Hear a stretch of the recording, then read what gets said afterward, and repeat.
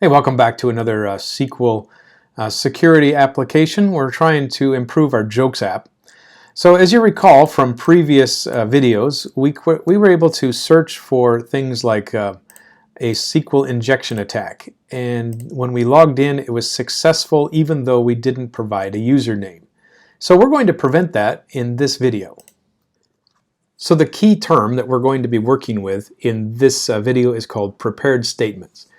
And so just to show you, I didn't make this stuff up. I went to a tutorial page and found it. So PHP prepared statements at W3 Schools. Let's take a look and see what a prepared statement looks like. So a prepared statement looks like this. It says, and we're going to use this as an insert. And you notice it uses question marks instead of actual variable names. So there's going to be at least two steps to our SQL selection process. The weakness of SQL is that the actual variable names are embedded or mixed in with the commands. And so we're going to separate that out. So the question marks are going to stand for a variable name, and then on the next line down we are going to bind parameters. So in this case you can see that there are three S's, and that corresponds to three question marks. So the S stands for string. So first name is a string, second S is a last name, and email is a string. So it could have been S, it could have been an I for integer, and so we're going to tell it that three S's correspond to three variable names. And then they run some SQL down below. So we'll do something similar. All right, so let's go look at our process login unsecure. We are going to modify starting here at the SQL statement. All right, so the first thing we're going to do is set up an object called statement. And it will come from a method under the mySQL I system called prepare. So the statement that goes inside of prepare is going to look a lot like the statement below. We're going to select the same things. So select ID username from the users table where the username and password both match something. However, the change is instead of putting in the variable name username and variable name password, we put in question marks. So the second stage of this SQL statement is to bind the question marks to a variable name. So remember, there's going to be two parameters here. There's a string and then the variable names.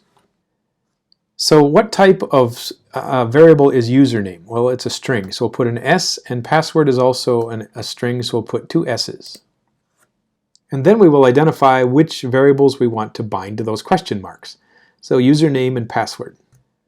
So since we're not going to be using the other SQL statement, I'm going to comment it out. So it just occurs to me that we have a missing statement up here. So as you can see, I forgot to put in the word password from the columns. So we are going to bind username and password to these two question marks, and of course we need to select password from the list as well. All right, after we bind the parameters, we're going to do two statements here that do the execution. The first one is execute, obviously, as I've written, and the second is called store result. So that will store and save the work that was done by the SQL statement. The next statement then is going to be called bind result. So statement arrow bind result tells us that there are expected to be three things that come out of the database, three columns, and I want to associate them with some new variables. So the first column we're expecting to be the user ID. The second is called the username, and so I'm just going to name it something different, call it uname. And the third is password, so I'll just call it PW.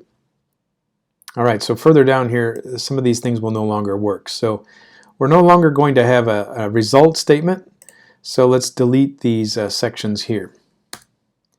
I'll also modify the next row, which says row equals statement arrow fetch. So fetch associative works with some versions of PHP, and it appears that if you're working on Windows, the fetch association for some reason just doesn't exist. So we're going to use just a more generic term called fetch. So then we're going to have a login successful, and the variable that I'm using now is called uname.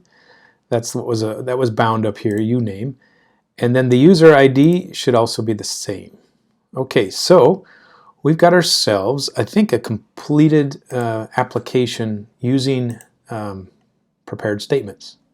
So let's try to log in now using a bunch of junk like this. Let's try a login, and it says it was unsuccessful. Let's just try a regular login. So let's try Shad in his password. And this time it was successful. So we've fixed the issue, and it appears that this is no longer a valid name where it says process login unsecure. So instead of calling it process login unsecure, I think I'm just going to update that and call it process login. So that makes me feel better anyway. And then we go to the login form, and we have to change the action. So the action number or name is no longer unsecure, it is now just regular. So let's save that. All right, I'm just going to test it before I run this, before I stop here. So let's come back to our login form, refresh, and try to log in. And it looks like process login is now the proper name. Okay, so that is more secure than it was. We still got one more step to do, but this will prevent SQL injection attacks from using prepared statements.